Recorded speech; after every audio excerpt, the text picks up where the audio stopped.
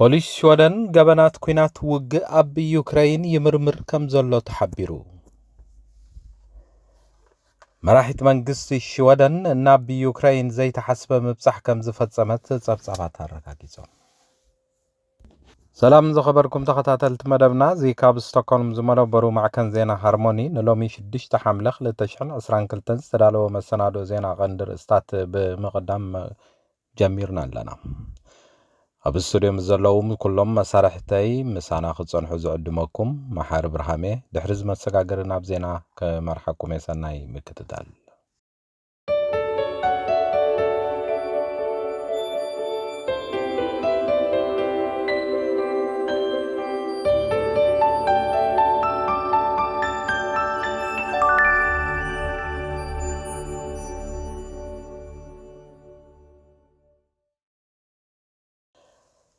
ፖሊስ ሽወደን ካብ 15 ወለንተኛታት ዩክሬናውያንን ጸብጻባት ምስክርነታትን ናይቲ ኣብ ዩክሬን ዝተፈጸመ ገበናት ኩናት ምቕባሎም ሬድዮ ሽወደን ከም ዝሓበረት ተፈሊጡ።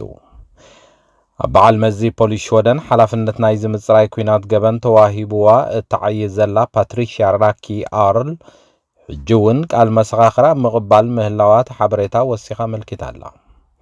እዚ ሕጂ ዝእከብ ዘሎ ምስክርነት ኣብ ሃገረ ሽወደን ወይ ከዓ ብኣህጉራዊ ደረጃ ዝካየድ ሕጋዊ መስርሕ ፍርዲ ከም መርትዖ ክቐርብ ከም ዝኾነ እታ በዓልቲ መዚ ንሬድዮ ሽወደን ዝሃበቶ ሓበሬታ ምርኩስ ብምግባር ዝተዘርግሐ ሓበሬታ መልኪቱ ኣሎ። ኩናት ዩክሬን ካብ ዝጅምር ኣብ ልዕሊ ሲቪላውያን ዝቐንዐ ማዕለያ ዘይብሎም ወተሃደራዊ ገበናት ከም ዝተፈጸሙ ዝተፈላለዩ ጸብጻባት የረጋግጹ። መራሒት መንግስቲ ሽወደን ማግዳሌና ኣንደርሾን ብቐድሚ ትማሊ ሶኒ ናብ ዩክሬን ዘይተሓስበ ሓጺርን ምብጻሕ ከም ዝፈጸመት ተሓቢሩ። ንሳ ክልተ ብኹናት ዝዓነዋ ከተማታት ከም ዝበጽሐትን እዚ ምብጻሕ ብምኽንያት ጸጥታዊ ኩነታት ንብርክት ዝበለ ግዜያት ክውንዘፍ መጽንሑ ኣንደርሾን ወሲኻ ከም ዘመልከተት ተሓቢሩ ኣሎ።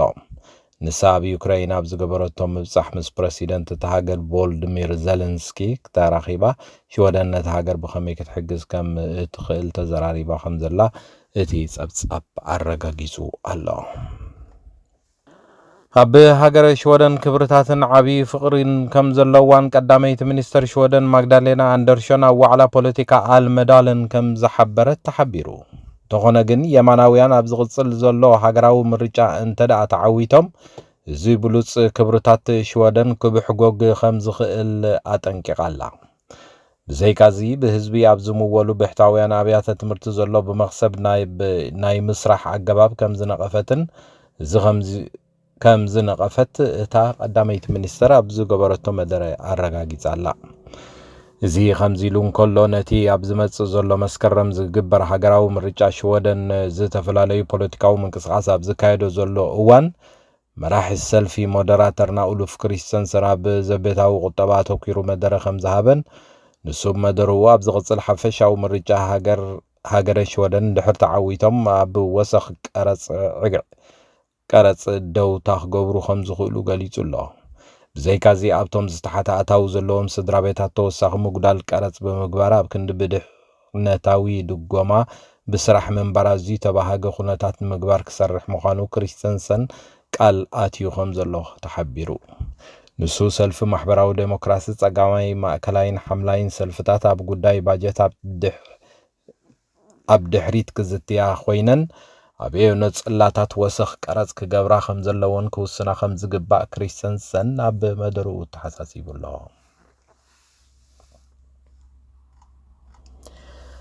ላዕለዎት ሰበስልጣን ሚኒስትር ጉዳያት ወጻኢ ሃገረ ኢራን ብዛዕባ ጉዳይ ኣብ የመን ዘሎ ብዝምልከት ምስ ወከልቲ ውድብ ሕብራት ሃገራት ዘተ ከም ዘካየዱ ተሓቢሩ።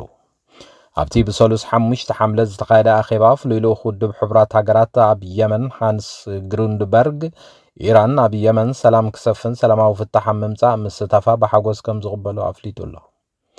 ኣብቲ ርክብ ላዕለዋይ ኣማኻሪ ሚኒስትር ጉዳያት ወጻኢ ኢራን ዓሊ ኣስጋሪ እቲ ኣብ የመን ዘሎ ግዝያዊ ተቕሲ ደው ናይ ምባል ስምምዕ ቀዋሚ ዝኾነሉ መገድታት ይናደይ ከም ዘሎ ሓቢሩ።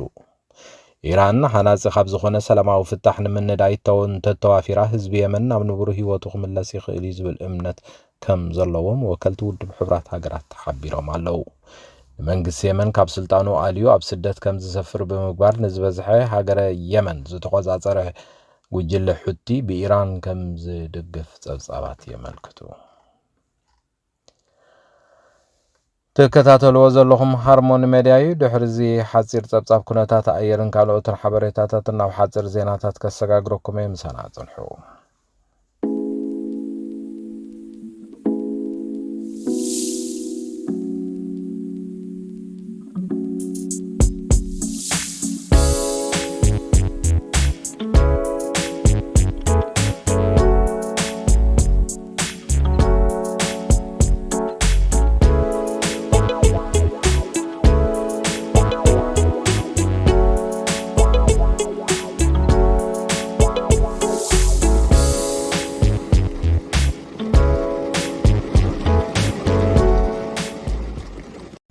እታ ኣብ ዝሓለፈ ዓመት ዛጊት ሰጋብ ሕጅውን ምስ ፈደራል መንግስቲ ኢትዮጵያ ኣብ ኩናት ገጢማ ህላውነታ ረጋጊጻ ዘላ ክልል ትግራይ ጥሮተኛታትን ኣብ ስራሕ ዝነበሩ ኣባላት ሰራዊት ምክልኻል ኢትዮጵያ ዝርከብዎም ተጋሩ ብጅምላ ተሓፊሶም ዝበልዎም ኣሽሓት ክፍትሑ ማሕበረሰብ ዓለም ጸቕጢ ክገብር ከም ዝጸውዑ ተሓቢሩሎም። እቲ ብመገዲ ዝምድናታት ወጻኢ ክልል ትግራይ ብሶኒ ዝወፀ መግለጺ ኣመልኪትዎ ከም ዘሎ ካብ ሕዳር 2020 ጀሚሩ ብዓሰርተታት ኣሽሓት ዝቁጸሩ ተጋሩ ብመንነቶም ጥራይ ተገፊፎም ተኣሲሮም ከም ዘለው ተጸብጻባር ሓቢሩሎም። ኣብቶም እስራት ብሓሽሓት ዝቁጸሩ ጥሮታ ዝወጹን ኣብ ስራሕ ዝነበሩን ተጋሩ ኣባላት መከላኸሊ ሰራዊት ኢትዮጵያ ዝነበሩ ከም ዝነበሩዎም ዝሓበረት መግለጺ ካብዚኦም በኣማይ ዝቁጸሩ ተረሺኖም ወይ ድማ ብዘጠራጥር ኩነታት ህይወቶም ሓሊፉ ክብል ይኸስስ። ብዛዕባ እቲ መራሕቲ ትግራይ ዘቕረብዎ ክስብ መንግስቲ ኢትዮጵያ ዝተዋህበ መግለጺ ከም ዘየለን ድሕሪ ብ4 ሕዳር 2020 ኣብ መንጎ ፈደራላዊ መንግስቲ ኢትዮጵያን መንግስቲ ክልል ትግራይን ዝተወልዐ ኩናት ኣባላት ሰራዊት ምክልኻል ኢትዮጵያን ፖሊስ ፈደራልን ዝነበሩ ተጋሩ ዕጥቆም ተፈቲሖም ኣብ ገዝኦም ክጸንሑ ከም ዝተገበሩ ገለ ኣባላት ኣብቲ ቅንያት ምጅማር ኩናት ንቢቢሲ ከም ዝሓበሩ ይዝከር። ክልተ ላዕለዎት ሚኒስትራት ብሪጣንያን መሪሕነት ቀዳማይ ሚኒስትር ቦሪስ ጆንሰን ብምንቃፍ ካብ መዝነቶም ድሕሪ ምውራዶም እቲ ቀዳማይ ሚኒስትር ፖለቲካዊ ህልውንኡ ንምድሓን ይቃለስ ከም ዘሎ ተሓቢሩ። ማሊ ቻንስለር ሪሺ ሱናክን ሚኒስተር ጥዕና ሳጂድ ዳቪድን ኣብ ውሽጢ ናይ 10 ደቂቕ ፍልልይ ካብ መዝነቶም ክወርዱን ከለዉ ካልኦት ሚኒስትራትን ኣመኻርትን እቲ ቀዳማይ ሚኒስተር እውን ኣሰሮም ስዒቦም ኣለዉ። እዚ ስዒቡ ነቐፍቲ እቲ ቀዳማይ ሚኒስተር ኣብ ቂዒ ይኽብሉ ከለዉ ሰልፊ ዕዮ ድማ ዝመርሖ ሰልፊ ብልሽው ነይሩ ክብል ነቒፉሎም። ቦሪስ ጆንሰን ግን ካቢነኡ ብምቕያር ኣብ ስልጣን ከም ዝጸንሕ ገሊጹ ከም ዘሎ ብመሰረት ናዲም ዛሃዊ ሓድሽ ቻንስለር ክኸውን ከሎ ሓለቓ ስታፍ እቲ ቀዳማይ ሚኒስተር ስቲቭ ባርክሌይ ድማ ሚኒስተር ጥዕና ገይሩ ሸይምዎ ከም ዘሎ ተሓቢሩ። ከቢድ ቅልውላው መሪሕነት ኣጋጢሞ ዘሎ መራሒ መንግስቲ ብሪጣንያ ቦሪስ ጆንሰን ሎሚ ካብ ኣባላት ባይቶ ዝቐርበሉ ሕቶታት ክዋጠር ከም ዝኽእል ይግመት ኣሎ። ውሳነታት ፖሊስን መንግስትን ዝምርምር ኮሚቴ ኣባላት ባይቶውን መረዳእታ ክህብ ከም ዝኾነ ተሓቢሩ። ቀዳማይ ሚኒስተር ኢትዮጵያ አብይ አሕመድ ምስ ወታደራዊ መራሒ ሱዳን ጀነራል ዓብዱል ፈታሕ አልቡርሃን ርክብ ከም ዘካየደ ተሓቢሩ። ክልቲኦም መራሕቲ ብሰልስ 5 ሐምለ ኬንያ ዘካየድዎ ርክብ ኣብ መንጎ ሃገራቶም ተፈጢሩ ዘሎ ደባዊ ግጭት ብሰላማዊ መገድን ብዘተን ክፈትሑ ከም ዝተሰማምዑ ተሓቢሩ። ድሕርቲ ኣብ ናይሮቢ ዝተካየደ ርክብ ቀዳማይ ሚኒስትር ኢትዮጵያ ኣብ ዝሃቦ ጋዜጣዊ መግለጺ ምስ ጀነራል አልቡርሃን ዘካየድዎ ዘተ እቲ ጉዳይ ዶብ ሰላማዊ ምዕራፍ ክርከቦ ተጻብኦታት ደው ኣቢሎም ናብ ዘተ ምዝኣትዎ ከም ዝኾነ ምስምምዖም ገሊጾም ኣለዉ።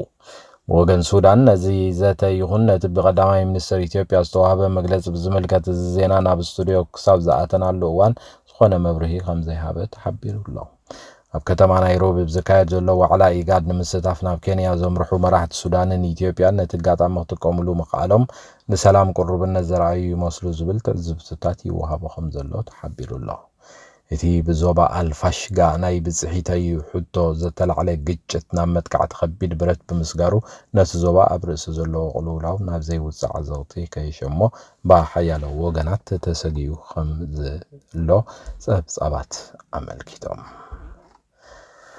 ዝኸበርኩም ተኸታተልቲ ሃርሞኒ ሚድያ ንሎሚ ረቡዕ ዝተዳለወ ናይ ዜና መሰናድኦ ዝስጋብ ሕጂ ክትከታተልዎ ዝጸናሕኩም እዩ። ኣብ ዝመጽእ ዘሎ ዓርቢ ብተመሳሳሊ ናይ ዜና መሰናዶ ስጋብ ንረኸብ ንሎሚ ብዝወዲ ኣለኹ ሰላም ተሓናምስዩ